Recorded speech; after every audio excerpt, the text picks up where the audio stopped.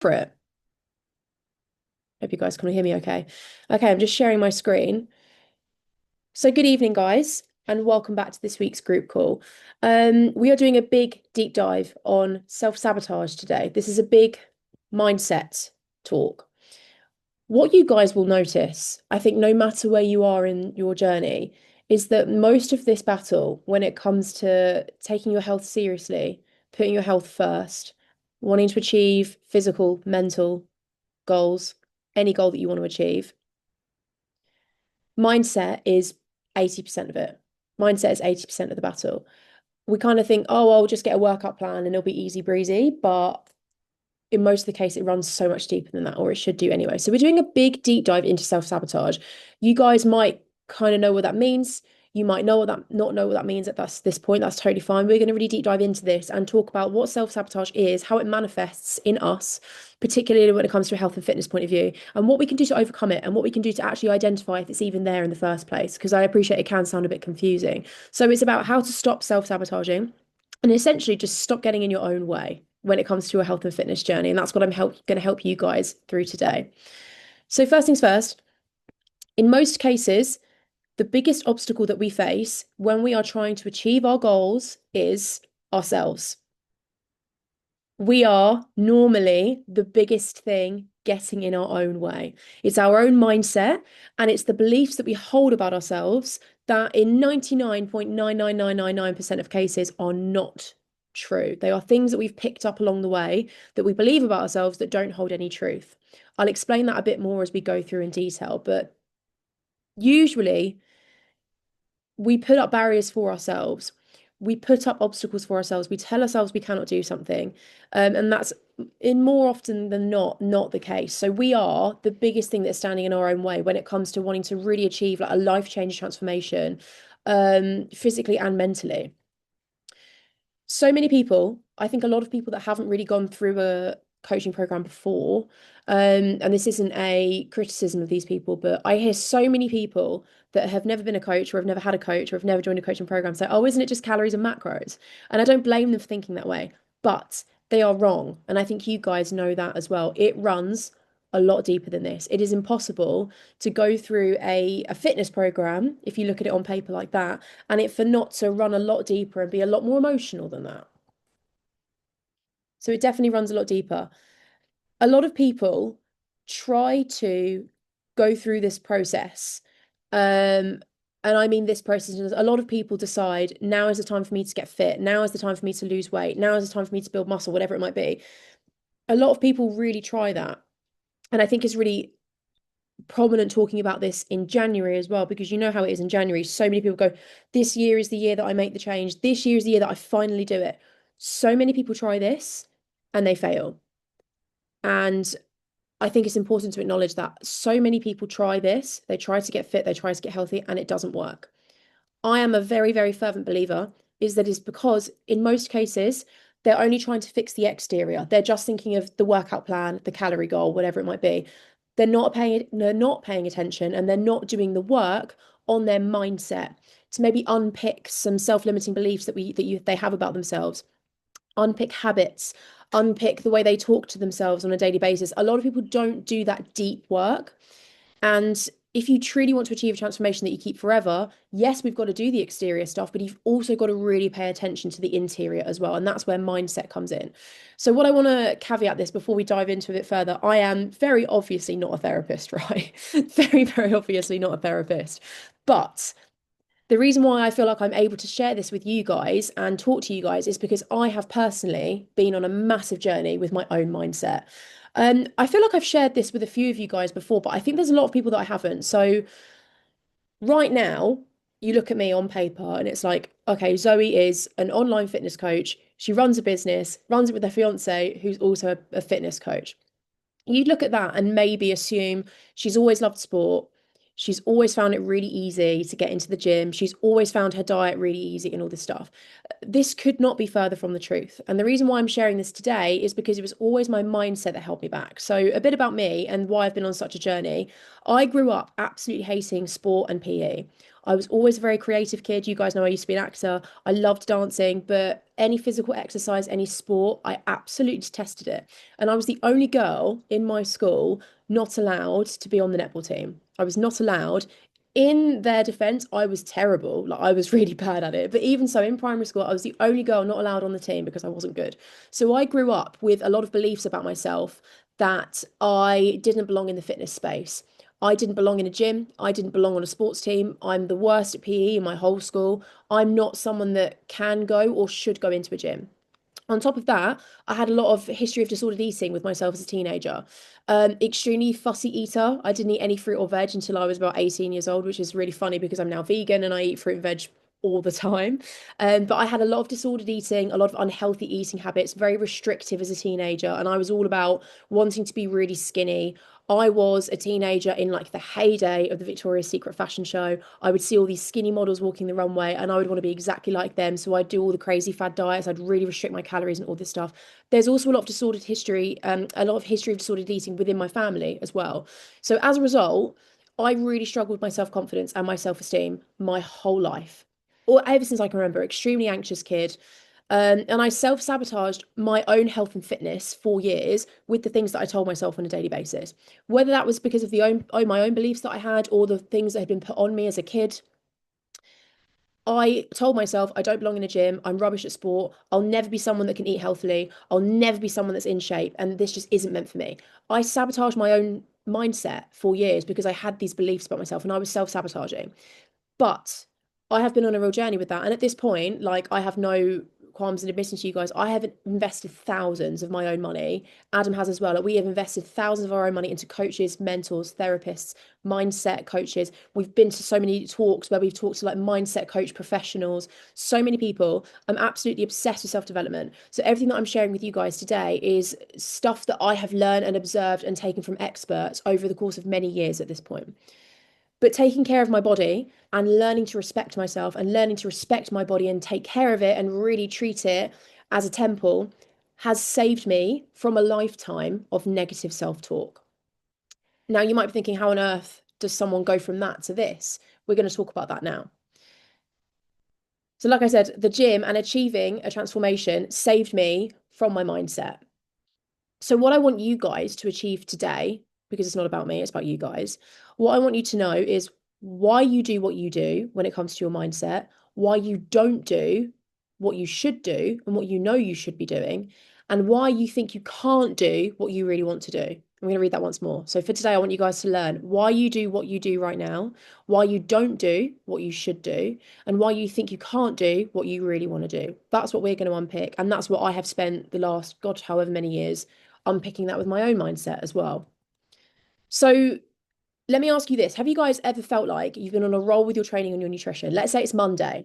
I drop you a message on Monday. You start off on a roll, Monday goes really well, but then it feels like after a few days or a few weeks, it feels like you completely blow it. And maybe you've caught yourself thinking, oh God, I've made a mistake. I've already messed up. So what's the point now? This is what we're really going to get into the nitty-gritty of. And I'm going to show you guys probably why you have maybe felt like you've had a lifetime of that before joining the program. You felt like you've tried, been good for a few days, fallen off the wagon. We're going to talk about why that happens. And this is because it is nothing to do with your willpower and it's nothing to do with discipline. These are two words that I do not like using, and that I purposely like will never use with you guys. Like have more willpower, be more disciplined. I don't believe that's helpful. I think that's actually really counterproductive. Instead, it's got nothing to do with that. It's just about patterns and behaviors that you guys and all of us included that we have never been taught to break up until this point. That is why this happens. So, what actually is self-sabotage? Self-sabotage is when your actions go against your goals and what you want to achieve, even when you really want the outcome and you know you really want it. So here are some examples of that. Either binging or overeating just right before you're about to go on holiday, even though you've worked really hard to lose weight and make sure that you feel really confident when you go.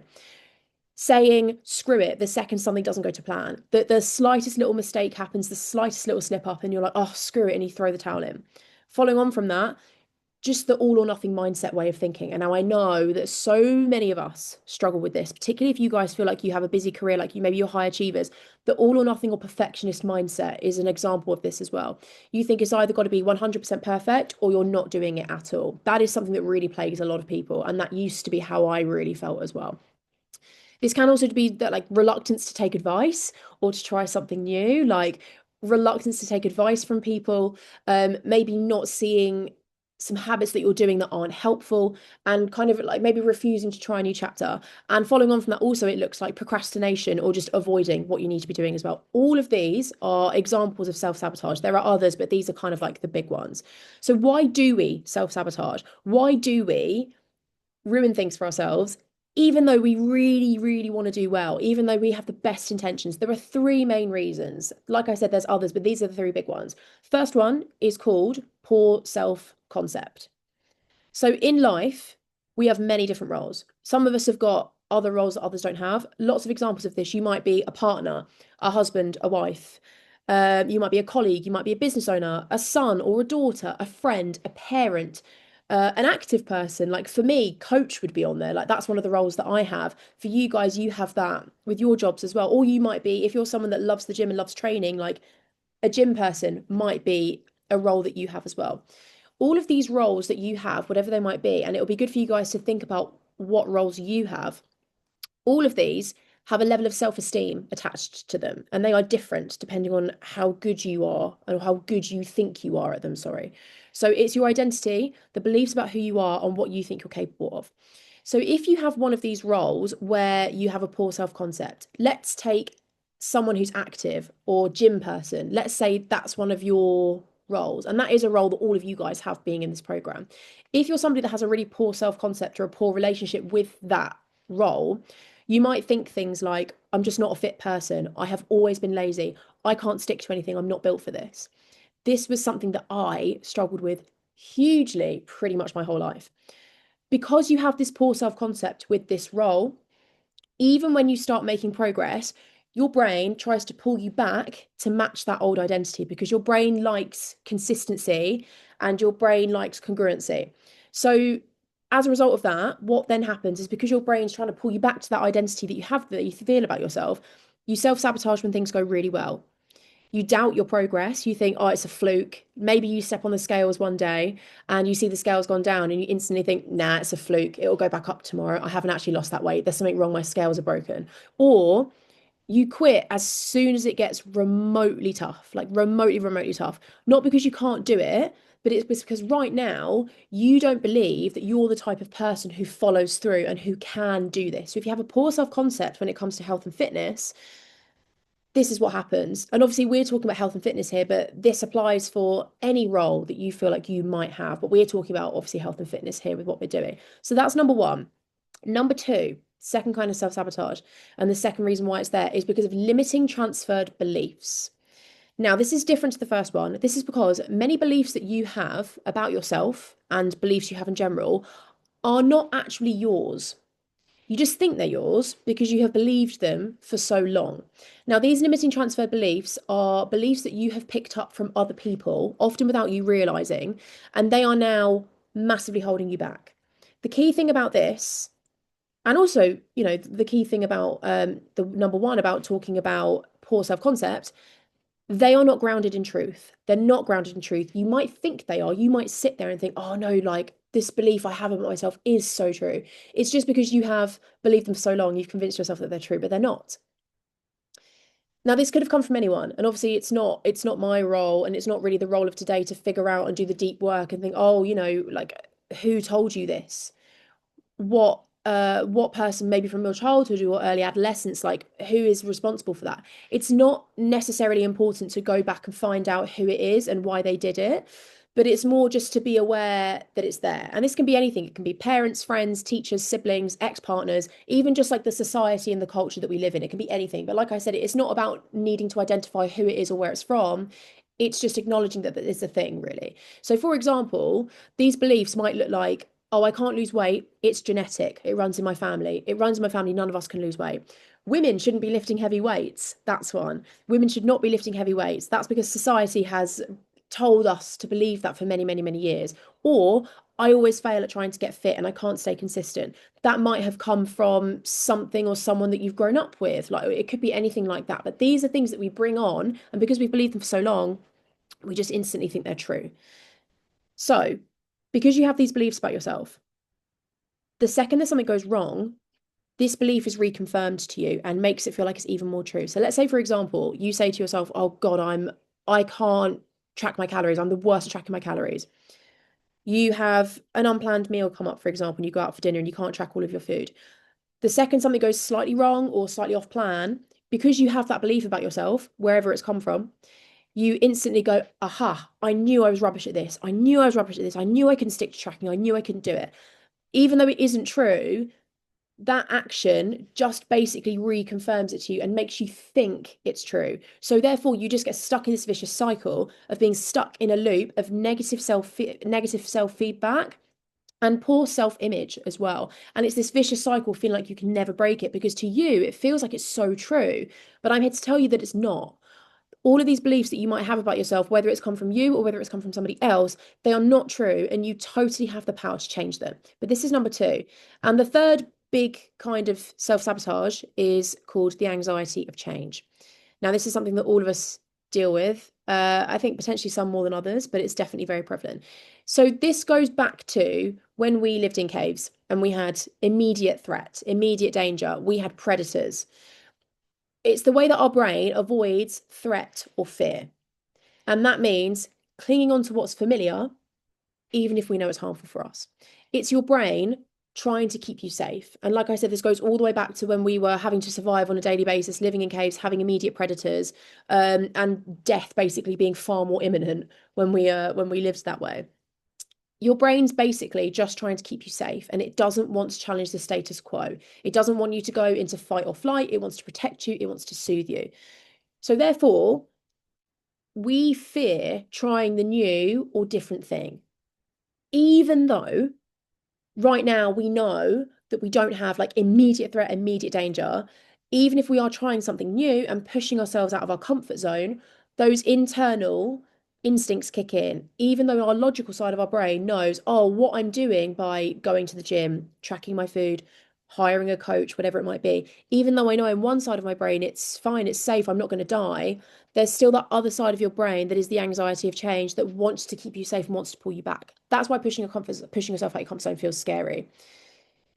But this is why people do not take action, do not change, or hold off making change for so long. It is anxiety and it is fear holding you back. And you start to say things like, what if I can't keep this up? What if I change and people treat me differently? What if I try this and I still fail? Like I said, we know there's no immediate threat to our life, but it's those instincts kicking back in and pulling us back and keeping us in a loop of self-sabotage.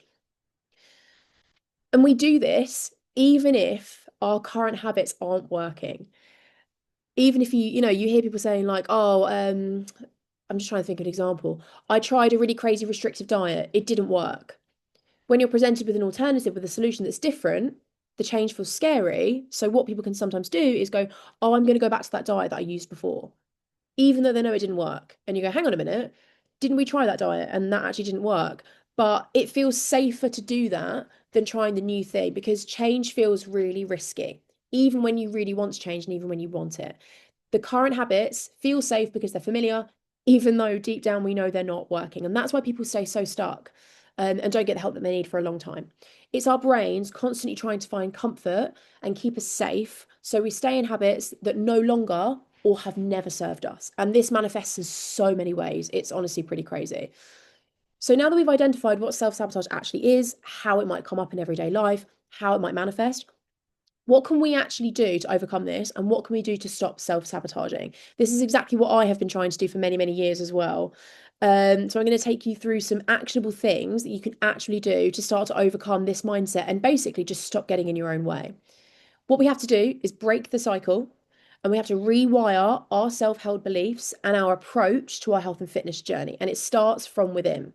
The first thing, what I want you to guys to start thinking of, if you're someone that's listening to this and it really is hitting home some of it, the first thing that I want you to do is upgrade how you see yourself. So I want you to just notice if you catch yourself saying really negative things like, oh, I'm really crap at the gym. I can't stick to anything long term. I'm rubbish at this. I always give up. I've never been able to stick to this, and I always give up after a few days.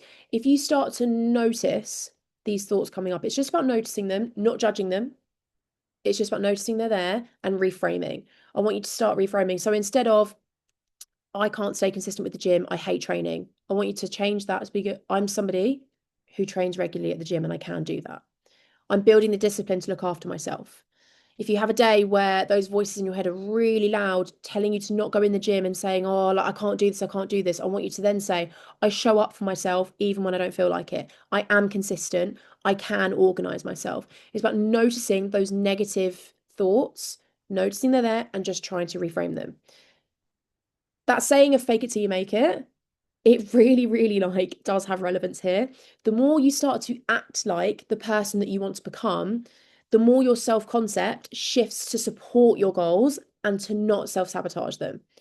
That's why I say fake it till you make it. Sometimes if we just think that version of me, that dream version of me that I really want to be, not just in terms of how you look, but how you behave, how you regulate your emotions, how you treat the others around you, that person, what would they do in this moment?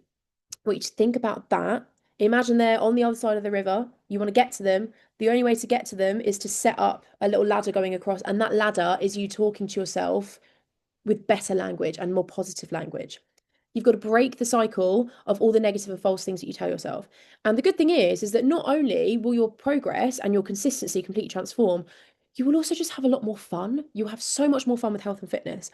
This can be really fun, guys. Like, it can be fun. Yes, of course, you're going to have times where it's tough. Like, you're going to have some really crap days, but this can be quite a fun process. And this really helps you to discover the fun and kind of discover something a bit more childlike about it as well. The second thing that I want you to start doing is question where your beliefs are coming from. Like I said, we have these beliefs about ourselves. We've believed them for so long that we think they're true, but they're not true. I just want you to start questioning where it comes from. Like I said, you don't need to necessarily find the answer, but if you start to talk to yourself in a really negative way and go, I'm so rubbish at this, stop and think, is that actually true? Is that actually true? Is it instead that maybe somebody told me this a long time ago? Who told me this? And do I actually still want to carry it? Do I actually still want to carry it around? Once you've done that, I want you to replace it with something empowering, like, I'm allowed to define what strong, healthy, and confident means for me. Oftentimes, what people say is a reflection on them and how they feel and has very little to do with me. This is so true. And people don't always mean it with malice and bad intent, but if you do have people saying things like, "Oh God, like you're off to the gym again," or "Oh God, you're doing this, you're doing that," like people that express their opinion in that way, it's always a reflection on them and how they're feeling and their actions. And it has very little to do with you, particularly if people say things that maybe are a bit negative or a bit harmful to you. It always says so much more about them and how they're feeling and maybe the pain that they're carrying more than it does for you. So that's number two. The third thing that I want you to do is take action despite the fear. We've talked about the anxiety of change. You guys are going to get to grips with that and face that quite regularly in this process, because what you are doing by taking your health and fitness really seriously is you are kind of constantly pushing yourself out of your comfort zone. I had it today in the gym just now. I went to the gym today and I had bench press. And I'm a bit scared of the bar. Like when I'm benching with a barbell, I get a bit scared about, oh my God, what if I fail the rep and I get stuck under the bar? You know, you're constantly dealing with things where you're pushing yourself out of your comfort zone, like lifting heavier weights, pushing forward, setting new goals. You don't have to be fearless to make progress. You just need to be willing to act despite the fear that you're feeling. And don't let the fear make you go backwards and make you stop taking action. Just embrace that it's there and kind of take that leap of faith anyway. It is so normal to feel anxious when you are changing. It is so normal to feel a bit scared. It just means that you're stepping into something new. And I want you guys to also reframe it. And if you're feeling a bit scared about something, if you're trying something new and it feels a bit out of your comfort zone, or like things are feeling a bit tough when they're brand new, I want you to reframe that and actually think, oh, yeah, like I feel a bit anxious, but it's kind of exciting as well. It's kind of exciting. I think if you're not feeling a little bit nervous about your goals, you're not setting goals that are that are challenging enough, really. I think you should be setting goals that are obviously realistic for where you're at, but don't play it. You shouldn't be playing it safe with your goals as well. Like there should be something that make you feel slightly like, oh shit, like can I get that? Can I achieve that? That's something that you need to be very mindful of. And what I also want you to remember is that the discomfort of change is temporary and it turns into comfort. I always say to you guys, the discomfort of staying stuck and not taking action lasts forever. But the discomfort of making a change is temporary and turns into something really comfortable and honestly something pretty amazing as well because you grow as a person physically, mentally. You go through such a journey. So you need to trust the process and stick to the plan. And your anxiety is always overcome by action. When we're feeling anxious or slightly scared about something, the biggest way to overcome that is to take action and just get something done fast, regardless. So if there's one thing that I want you guys to take from this call is that the majority of the struggles that we face when we're trying to achieve a transformation is within our minds. And we really are often the biggest thing that is holding us back. It is hard to unlearn these self-limiting beliefs and to break habits. It doesn't go away overnight. It would be amazing if it did.